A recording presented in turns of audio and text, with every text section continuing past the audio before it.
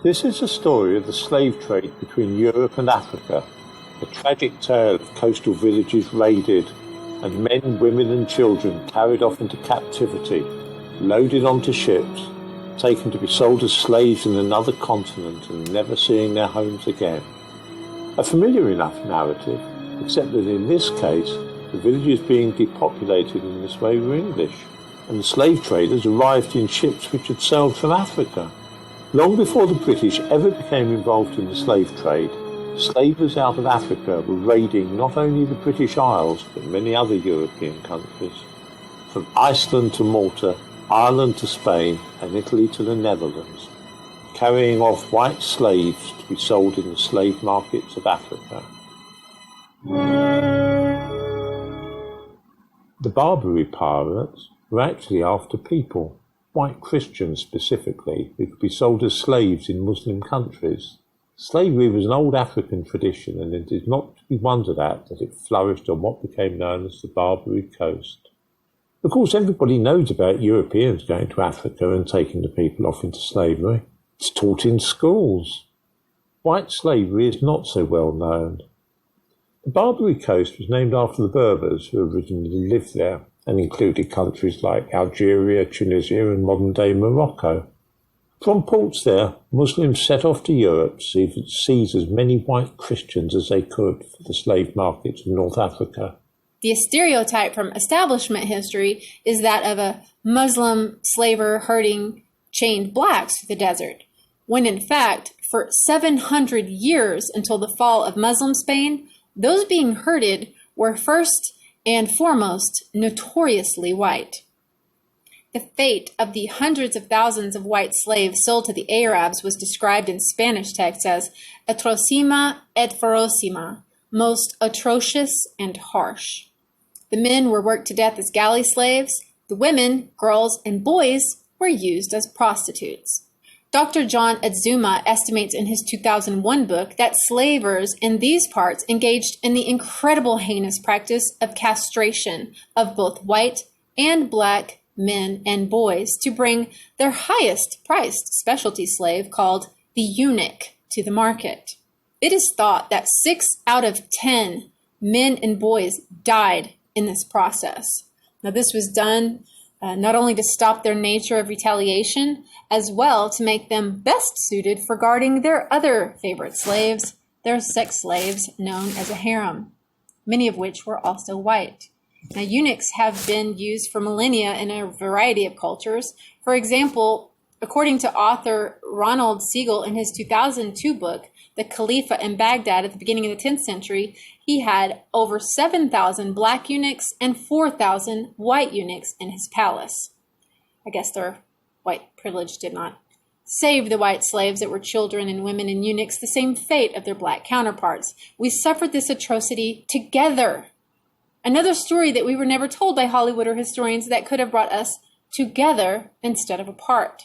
All over European seas and coasts, the Barbary pirates in the 16th and 17th centuries constantly ransacked ships ran by Europeans, where they emptied them out, chained them up, and hauled them off to sell in northern Africa. How extensive? Was it a trifling affair of a few hundred people here and there? Hardly. The island of Gozo, part of modern Malta, was attacked in July 1551, and the entire population of 5,000 people taken off into slavery. The sack of Baltimore in Ireland gives one good example of what was going on at that time. The entire population was removed. This was a serious problem for Europe, especially in the Mediterranean countries, but also for Britain and even Iceland. Current estimates suggest that the number of Europeans captured and taken to Africa numbered in the millions. Yet we were all taught the romantic and entertaining stories of the pirates, those radical and lovable fellows, but not afraid to walk you off the plank in their search for treasure, right? But our history books, cartoons, and films failed to show us that, in fact, they were deep into the business of the snatching and sale of souls. And white Christians were their favorite variety. European slaves were acquired by these pirates in slave raids on coastal towns from Italy to France England, Portugal, to the Netherlands, even Iceland, and taken to Africa for their sale. European men, women, and children were captured to such a devastating extent in these seacoast towns that vast numbers of them were abandoned for fear of this dreaded fate. Now, we all know that America abolished slavery in 1865, right?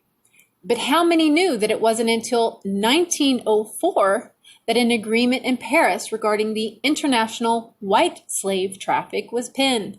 The International Agreement for the Suppression of White Slave Traffic geared in great part again to the white women, little girls, and little boys that were still being commonly sold as sex slaves.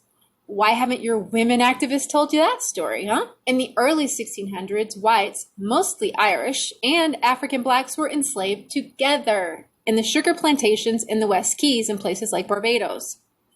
This West Key Island man's accent, celebration of St. Patrick's Day in song, will make a whole lot more sense when you understand this fact. No Calimeo, there's a depth in my soul, never sounded or known. Sure I love the dear silver that shines in your hair, and the brow that's all furrowed and wrinkled with care. I kiss the dear fingers so toil-worn for me. Oh, God bless you and keep you, Mother the Queen. Perhaps you find yourself wondering whatever became of those white slaver pirates. Well, when you consider the fact that President Thomas Jefferson, starting in the year 1800, brought the U.S. Navy back to life for the purpose of one of our country's very first military operations, the Barbary Wars, to stop the pirates' extortion and terror of white enslavement against U.S. merchant ships, and they did so quite successfully, you then must consider that your U.S. history books never told you that. And therefore, you must deeply question everything else they taught you. As for Hollywood, can you even imagine how fantastic a movie could portray this event? It would easily make hundreds of millions of dollars. But movies aren't made merely for money. They're made to reinforce your programming. I think I found the deepest meaning for the phrase whitewashed when I fully realized the depths to which these historical facts have been completely removed from our American and world history classes as well as establishment academics. Again, I'm talking about the chained up by the neck, traded off as cattle, shipped off, bought and sold, claimed on one's taxes, white slaves in colonial America. David Bryan Davis, writing in the New York Review of Books, said, as late as the 14th and 15th centuries, continuing shipments of white slaves flowed from the booming slave markets on the North Black Sea coast.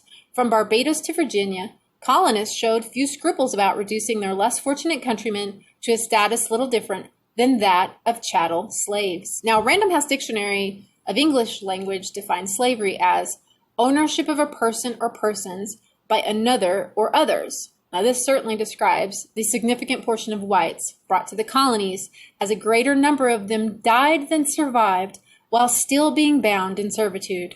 The book, They Were White and They Were Slave, states, white slaves transported to the colonies suffered a staggering loss of life in the 17th and 18th centuries.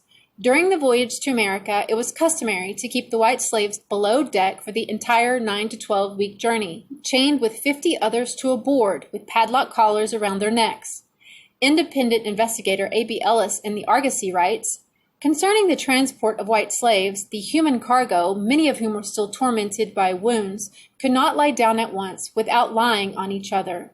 The, quote, dungeon below was darkness, stench, lamentation, disease, and death. Now, I learned through study that unlike the black slaves who were purchased by African slave traders for a significant amount of money, the white slaves were mostly taken at no initial cost. Therefore, slavers apparently were less worried about protecting the survival of their investment. As the book Labor in America, A History describes, upon arrival in America, white slaves were put up for sale by the ship captains or merchants. Families were often separated under these circumstances when wives and offspring were auctioned off to the highest bidder.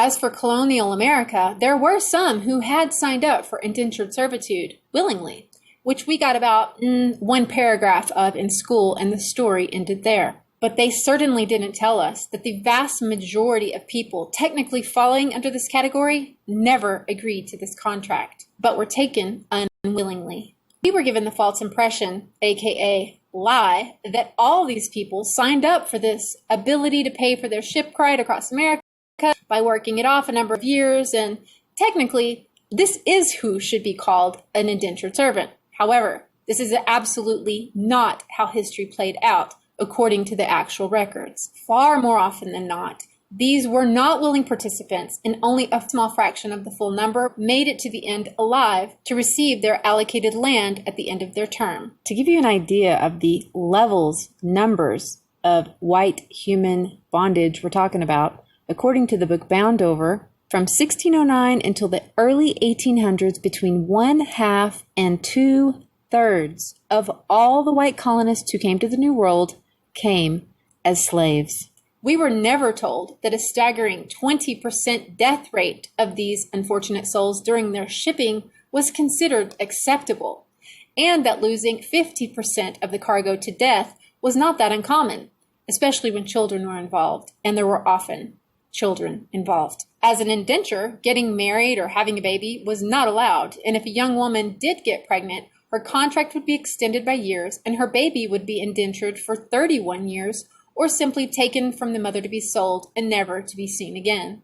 To understand how a dynamic like this could ever happen, we need to know that a significant portion of these people wound up being slaves in islands like Barbados, as well as colonial Virginia, endured what was called being Barbadosed, a term to describe political resistors being sold into enslavement, not because they were officially criminals, but were labeled as such because they resisted the takeover of the English government, such as what happened in Ireland with Cromwell. There were also many groups sold into slavery from Britain due to the British Parliament empowering the magistrates to enslave the British poor beyond the seas by labeling them criminals. Slaves came to be made of poor whites who committed the atrocious crimes such as cutting down firewood or poaching a deer from what had been property of the commons. You could be punished into slavery by fishing in an enclosed pond or solemnizing a marriage in secret. An actual example is a father, Thomas Atwood, who, for his wife and children crying from starvation, had nothing to give them, so he took a sheep to feed them. As a result, he was sold in America as a slave. The end result being for many being separated from their families and transported to the colonies, often for life. Furthermore, there were also large groups of men, women, and children who were just straight up kidnapped from the British Isles. Some were simply knocked over their heads in the streets, taken drunk out of a pub, or tricked aboard ships from the streets of England. Now you have to realize that the snatching and selling of souls was made possible through not only the invasion of Cromwell into Ireland, but that this, along with a virtual industry of enslaving white children, was born to fill the needs for running the colonies and was justified within the shadows of a law put into effect by James I. It was called for the due and speedy execution of the statute against rogues, vagabonds, idle, and dissolute persons. This law essentially gave permission to legally entrap or snatch the poor in the British Isles who were simply asking for food, many of whom were poor children with no parents, to then be shipped off into slavery in North America, whose only crime is that they were poor and perhaps happened to be found sleeping in the streets when a constable walked by. This horrendous English trend is actually where the word kidnapped came from, although today we use it to describe all different ages of persons taken against their will, but it was coined from the term kid-nabbed, a frequent fate of the poor children on the streets of the British Isles. This reality was certainly perpetuated by the fact that in some cases, up to 50% of the sale of the person went to the local judge, and a small percentage went to the king himself. The law contained the phrase, with the power to have their order assigned places and parts beyond the seas, onto which such places be banished. The other side of the story, which we won't go into here, that it was the wealthy aristocrats whose laws put the people into this dire state of poverty in the first place, via the theft of the common property of the people, again, banishing them from fishing or hunting on the lands which they had always had access to hundreds of years before. But to give you an example of how widespread this kidnapping and selling into servitude was, according to Edward Channing and the History of the United States, there were 10,000 English whites kidnapped for this purpose in 1 year, 1670, alone. Now do the math for well over 100 years.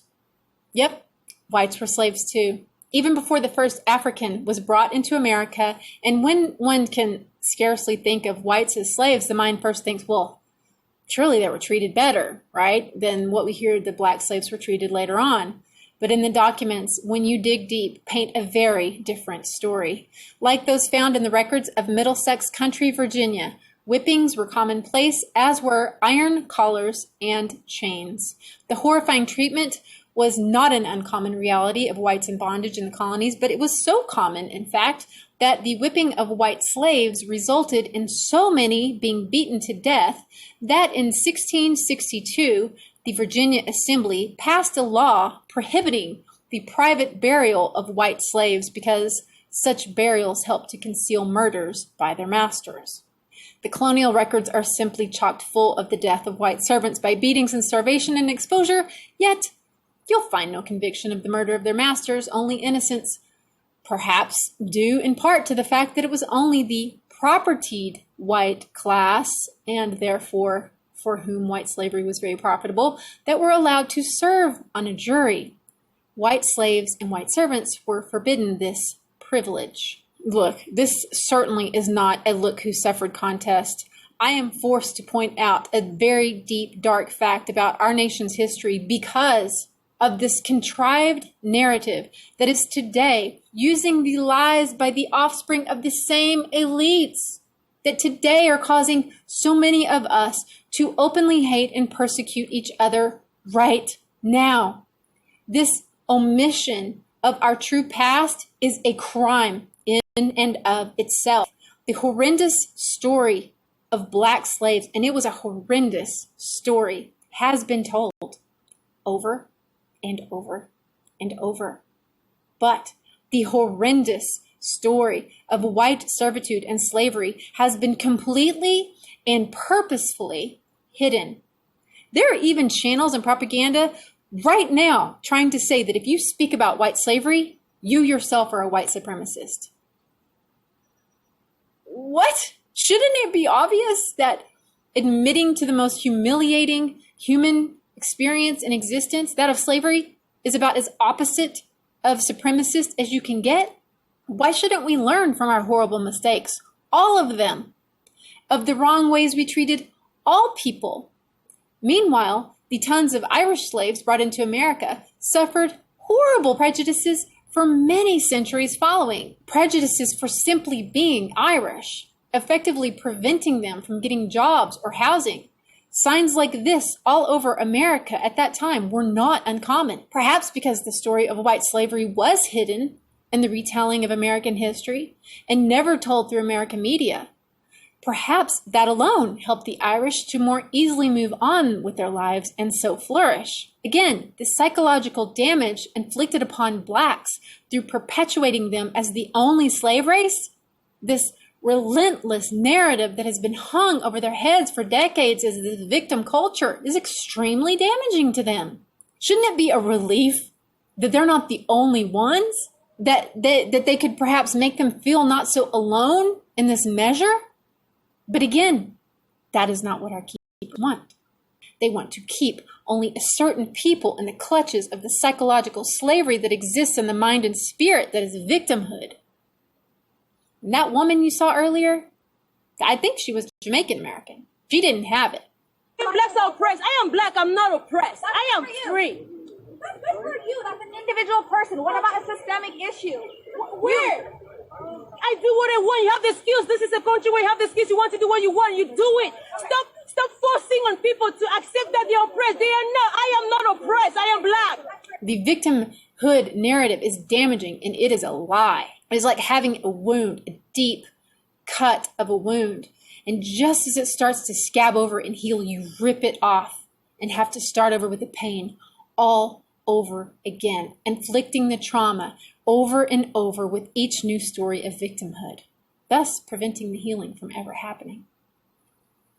If peace is what they wanted, they wouldn't cut the blacks that were standing together with the whites out of the picture. If peace is what they wanted, they wouldn't remind us of the truth of how very long it's been since slavery has been abolished in America.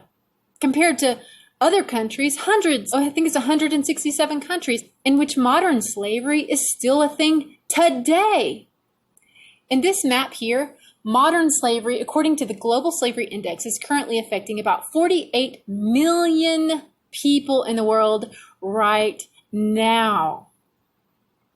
Where Africa still has some of the highest per capita estimates of slavery, with 9.2 million women, men, and children being modern slaves.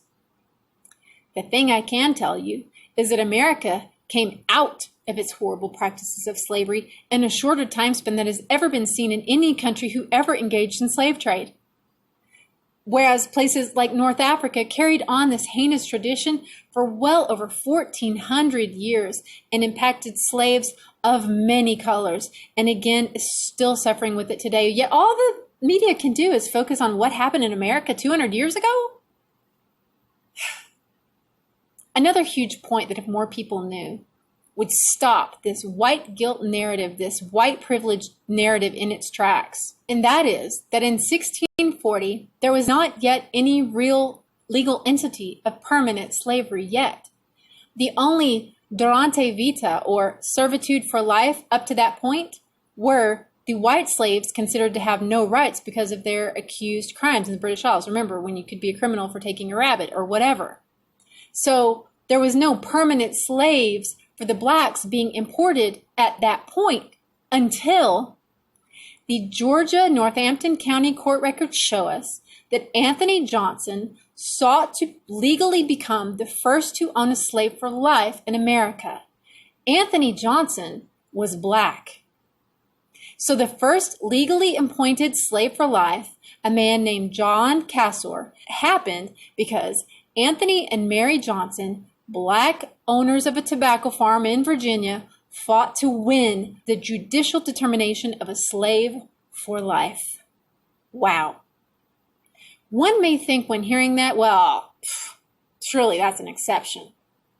When, in fact, after slavery became a common institution, slave owning by free blacks was so common that in the period of the Commonwealth, it went on unnoticed. I mean, there was no criticism of it.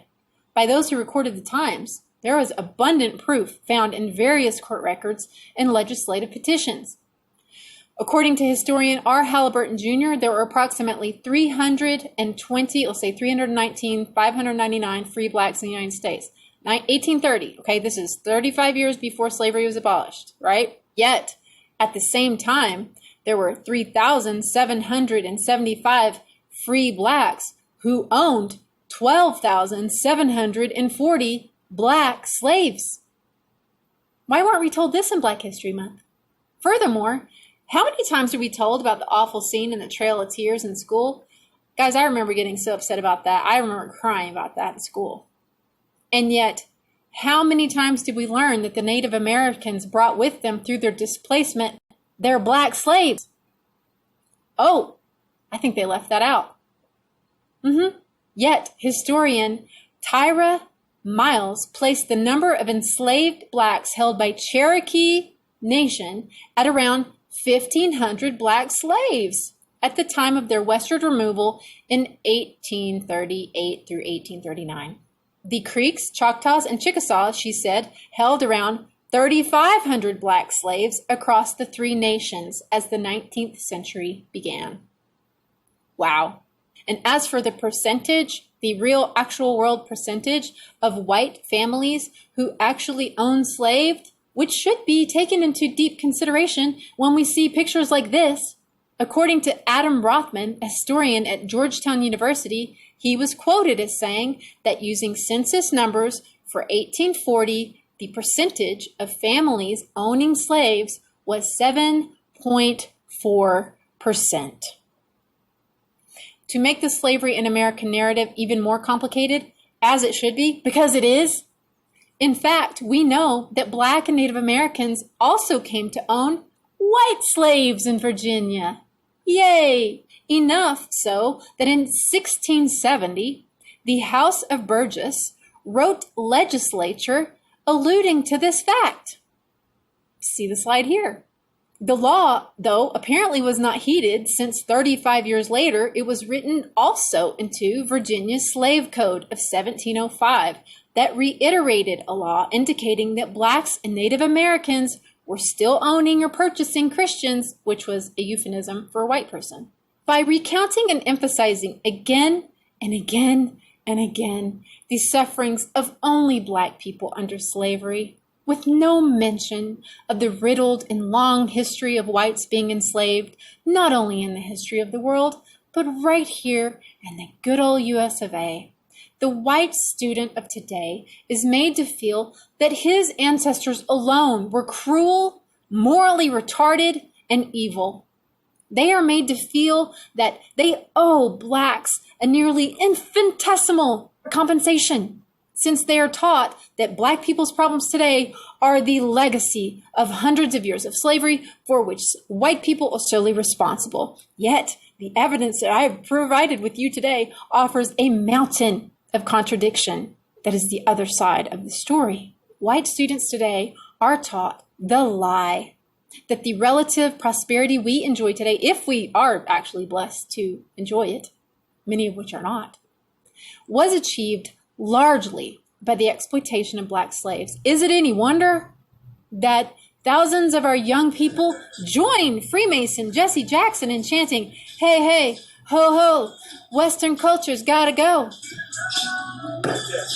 Why are you? We're on your side! We're on your side! Holy shit! We're on your side! We're on your side!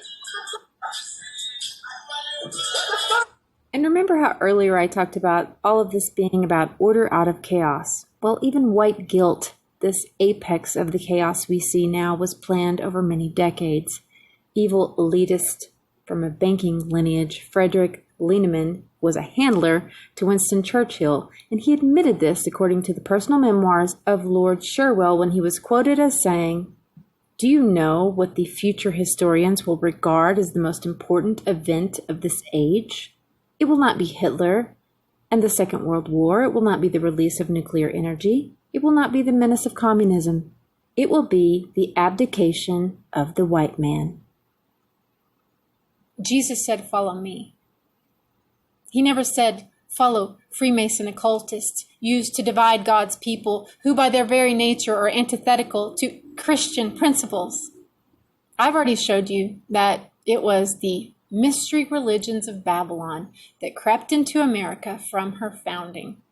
It is today the same Antichrist spirit that has perpetuated the evils that we are all suffering from today. Yet, we wrongly teach our children through the media, nothing short of a false history in school, that it was Christianity that was to blame. Is it any wonder that they reject their European heritage, who has been through massive amounts of persecution, Rome, Inquisition, to turn around and embrace anything, any other culture besides their own? When we know the truth, that it was none other than true Christian culture and principles that pushed slavery into history where it belonged. If more Blacks knew that what has done the most to harm them were the lies that they've been programmed to believe through their music, through the media, the lies that money will fulfill them, the lies that women are to be used and throw away, the lies that we've all suffered under believing, that promiscuity is better, that men are always toxic, that women should be dominating men as well as dominating the world. Women, our gift is in our ability to nurture, our empathy, our ability to be flexible and supportive, yet your feminist movement has destroyed you and your family. We're taught that pride and narcissism and love of self is proof of happiness. all the while Americans have suffered to some degree under the lies of all these programs, I do believe that blacks have suffered and been targeted far more deeply in this endgame that we are all seeing unfold right now, with the victim oppressor psyop coming to a head, so that we will all willingly take part in this Civil War 2.0 designed to destroy each other, rather than stopping and taking a good long hard look at who's pulling the strings. Our history was written by the victors, and for them, their ultimate victory of controlling the entire planet through a new world order is not yet in their grasp, but it's close.